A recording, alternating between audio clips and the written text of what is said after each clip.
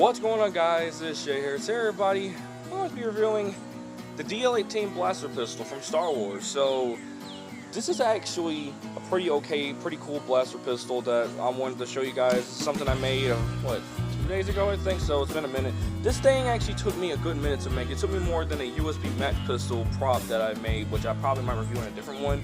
That one still might not be as good as the one, it's better than the one I made before. Because I tried basing off the actual USB match instead of the one from Half-Life 2. But that's not the point of this video, so with that being said, let's begin. The DL-18 blaster pistol is one of the most popular blaster pistols in the Star Wars galaxy, I think even up till this day.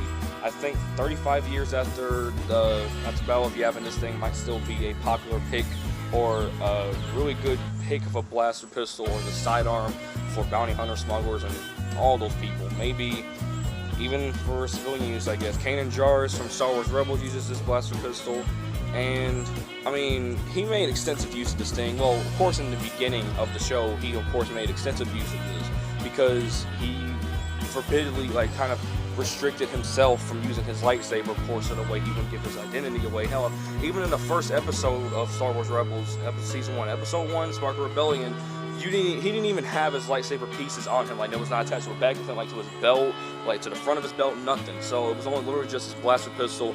And the size of this thing, apparently it weighs about 1 kilogram. I think it weighs about, 1.2 pounds? It's around a pound, I would say, or slightly less. I don't know, my measurement's currently off, but actually what's really funny is that in the camera, this thing actually looks fairly small, I think, but in reality, this thing is big.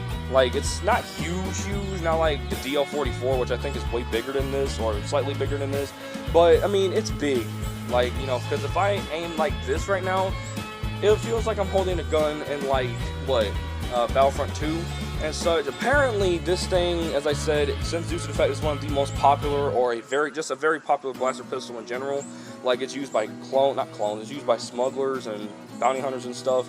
I mean, it makes sense because this is also called the Mos Eisley Special due to its reputation from criminals and whatnot. So the features of this pistol, let's take a look at the features now. So first off, long barrel. You got an over-concentrated beam, which I'm assuming is some sort of compensator in the Star Wars galaxy, and a rangefinder. Or technically at first in Star Wars Battlefront 2, it actually says that this is actually a freaking some sort of rangefinder. Of course that's what it is, but basically just a scope, but a lot less complicated, I think, because a rangefinder is where you're able to suppose kind of for recon use, basically. If you have a rangefinder on you, you usually find and look out for enemies and stuff. That's usually what a rangefinder is for. Apparently on this is not what it's for.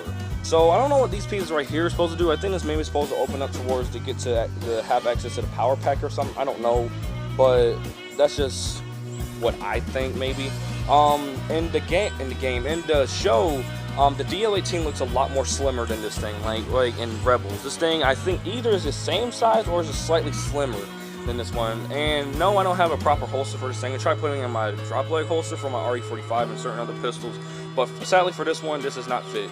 Or it fits, just that it takes a good minute for you to actually fit it in there properly. So anyways, so basically this is they said it's some sort of compensator for this thing, which wouldn't really make any sense, because why would this be a compensator? Why would a compensator be on the back of the gun? I mean, well, Star Wars blasters, they are way different than slug throwers or firearms. You got do-back grips, which I try my best to do. I think that better on this side than on this side. There you go. I got it in an all-black scheme because in certain pictures this thing looks a little green. Bars. I need to stop saying that. Okay.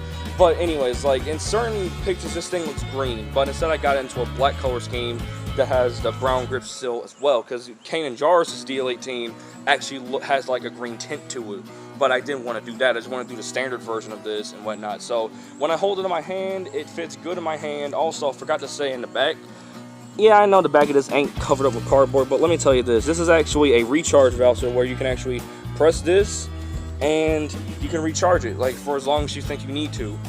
So basically you can kind of conserve on power packs, because as I said, each power pack costs about 25 credits each. So basically if you were to buy about 5 power packs with the DL-18 itself, that's let's say maybe 3 power packs, let's just say, that would be somewhere close to about maybe 580 credits. I might be a little off because last time I did it, I think I was right.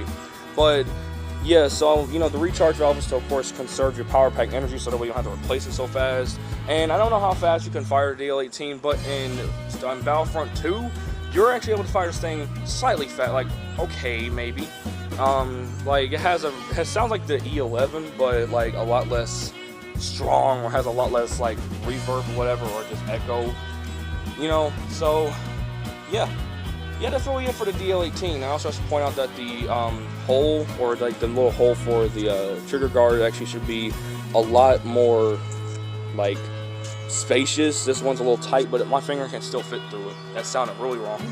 But in the show, you can actually, this lets you know how small Kanan's hand is, because in the show you actually see the bottom of the grip below his hand, which lets you know that it's a pretty long grip for someone with small hands. But I guess someone with big hands, that's not really the case. Really, the only person in Rebels who else used this pistol was probably Harrison Dula, which of course was his let's just say his wife, even though they weren't married, but let's just say that for right now, girlfriend. Okay. Anyways, but yeah, she was really the only other person to use this blaster pistol, like other than him in the show, because you don't see anybody else with a DL-8, like a DL-844.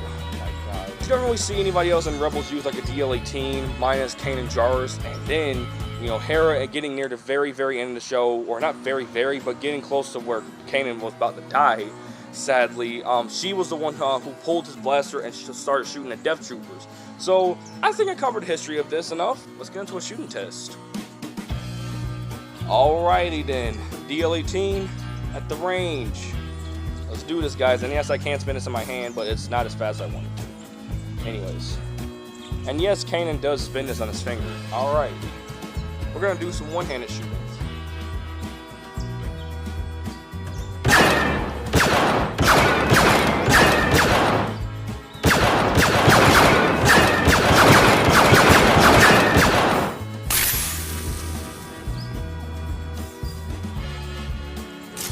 Alright, forgot this thing overheats. This ain't a firearm, it's a blaster, and it overheats from time to time. Alright, now we're going to do some two-handed shooting.